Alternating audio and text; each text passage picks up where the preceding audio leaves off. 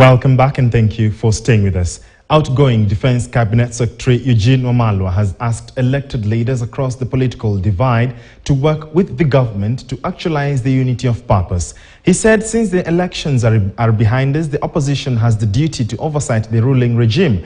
He says after his contract in the executive expires, he shall embark on grass mobilization meetings to popularize his political outfit, the Democratic Alliance Party of Kenya (DAPK), to give it a national image. Wamalwa was among leaders who spoke at Chamucha village, Malava, Kakamega County during a Thanksgiving ceremony of the member of County Assembly who was elected on the DAP ticket. Fernandez Baraza. Na tunaomba ya kwamba pia ninyi mufanye kazi na governor wetu wa Kakamega Baraza na deputy governor wake Ayub Savula. Sababu DAP na ODM tulikubaliana kwa hii serikali. Na vile vile wale ambao wamechaguliwa kuunda hizi serikali 47 pia wafanye kazi na serikali kuu. Mimi nikiwa waziri nilibaki peke yangu kwa hii serikali. Mimi ndio nilikuwa macho yenu. Kuna yale tulijaribu kufanya kwa huu muda.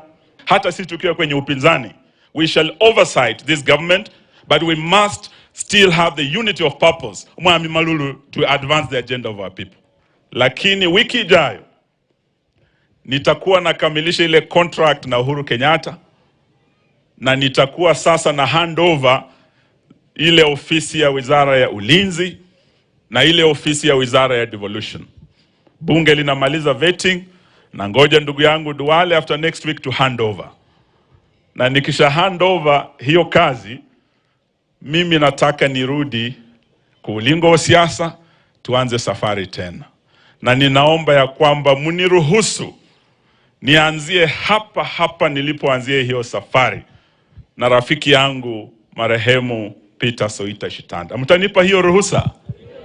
Mtanipa hiyo ruhusa? Away from that, the NGO International Film Festival concluded with a